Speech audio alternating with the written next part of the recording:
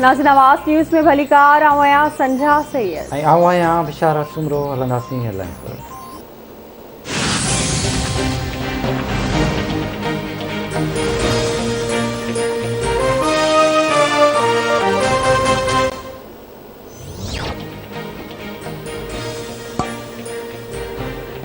क़ौमी असेंबली जे इजलास में फाइनेंस तरमीमी बिल 2021 पेश करण लाइ हुकूमत जी रिथ मंज़ूर।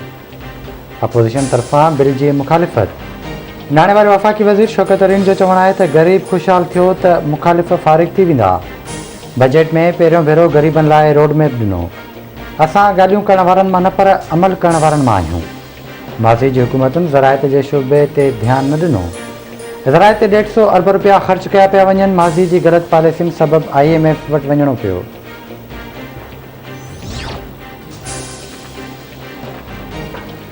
हुकूमत गरीब अवाम जी ख़्वाहिशुनि खे टी भाटे छॾियो आहे। ॾिसणो आहे त ग़रीब जे पेट में मानी आहे या न। अवाम जी ख़ुशहाली बहितर मईशत जी निशानी आहे। अॼु जे दौर में माशाअल्लाह जी का बि गुंजाइश मौजूदु नाहे। बजट में 11 खां 1200 अरब रुपया जन टैक्स लॻाया विया आहिनि। 70 सैकड़ो माण्हुनि जो रोज़गार ज़राअत सां ॻंढियलु आहे। हुकूमत आबाद जन ते टैक्स लागू करे छॾिया आहिनि। यूरिया भाणे जी क़ीमत हारियुनि जी पहुच खां चढ़ी वई आहे। PPMNA ख़ुर्शीद शाह जो क़ौमी असेंबली में इजलास प्रस्ताव।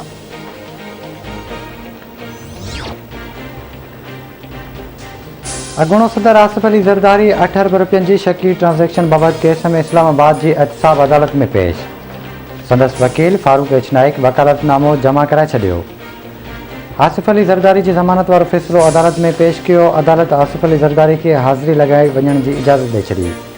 शरीक जवाबदार मुश्ताक अहमद खे ॿीहर नोटिस जारी। आसिफ अली ज़रदारी जो चवणु आहे त अफ़गानिस्तान जी सूरत ख़तरनाक आहे। इन जा असर पाकिस्तान ते ई पइजी सघनि था। अफ़गान मामले ते नज़र बि रखणी आहे ऐं गौर वीचार बि करिणो आहे। इसराइल सां राब्तनि जे मामलनि ते पार्लियामेंट खे एतमाद में वरितो वञे।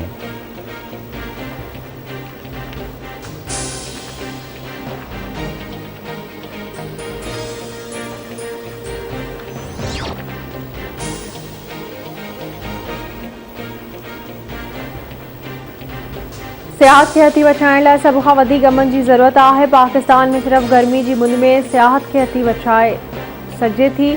सियारे में बि सियाहत जे शोबे खे हथी वठण जी ज़रूरत आहे। सोशल मीडिया जे इस्तेमाल सबबि सियाहत जे शोबे में इज़ाफ़ो थियो। वज़ीर आज़म इमरान ख़ान जो नारान में मीडिया सां ॻाल्हियूं। वज़ीर आज़म जे क़ौमी सलामती बाबति सलाहकार मोहित यूसुफ बि इसराइली इख़्तियारनि सां मुलाक़ात जी तरदीद करे छॾी।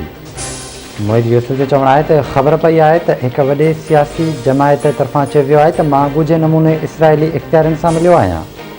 इहा ॻाल्हि ॾाढी मायूस कंदड़ आहे। इहा ॻाल्हि रिकॉर्ड ते रखी वञे त हू कंहिं इसराइली अमल मुलाक़ात नाहे कई ऐं न ई कंहिं ऑफिशियल दौरे ते इसराइल वियो।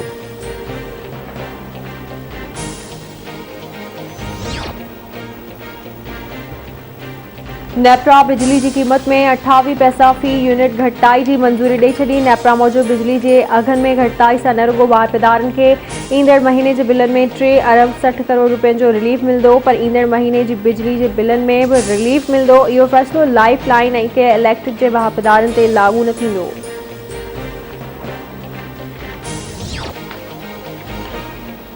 सिंध असेंबली में एहतजाज ऐं खट खणी अचण ते स्पीकर तहरीक इंसाफ़ जे 8 असेंबली मेंबरनि जे ऐवान में दाख़िला ते पाबंदी लागू करे छॾी। सेक्रेटरी असेंबली जी रिपोर्ट ते स्पीकर आगा सराय दुरानी तहरीक इंसाफ़ जे मेंबरनि सईद आफरीदी, राबिस्तान ख़ान, अरसलान ताज, मोहम्मद अली, अज़ीज़ शाहनवाज़ जदून, बिलाल अहमद ऐं राजा अज़हर जे हलंदड़ सेशन दौरान ऐवान में दाख़िला ते पाबंदी लॻाई। PTI क़यादत जी पाबंदी ते मज़म्मत कंदे चयो आहे त स्पीकर सिंध हुकूमत जे दबाउ में अची मेंबरनि ते पाबंदी लॻाई।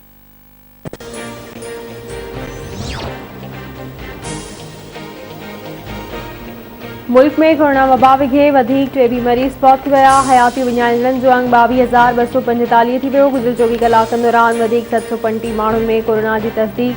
मजमूई केसिस जो अंग 9,56,392 ताईं पहुची वियो। कोरोना जे हाकारी केसिस जी शरह 1.78% रही। सॼे मुल्क में वधीक 704 सिहतयाब थी विया। मजमूई तौर ते सिहतयाब मरीज़नि जो अंग 9,01,085 थी वियो।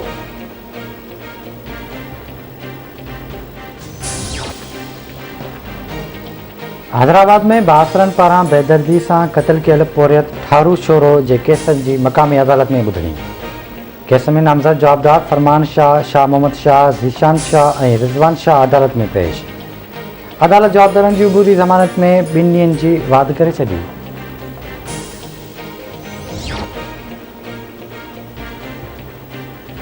खैरी मीरवा परता गुट कायम शाह में पीउ पंहिंजी नौजवान धीअ खे क़त्ल करे छॾियो। जवाबदार कुतब जोगी कुहाड़नि जा वार करे पंहिंजी धीअ सीमा खे क़त्ल कयो।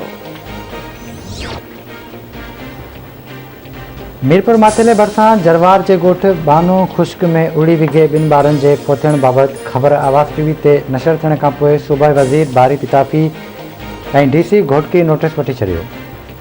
इंतिज़ामिया जे नोटिस खां पोइ सिहत खाते में थर्थलो डॉक्टरनि जी टीम मुतासिर ॻोठ पहुची वई। ॿारनि खे बचाव जा टुका लॻाया विया।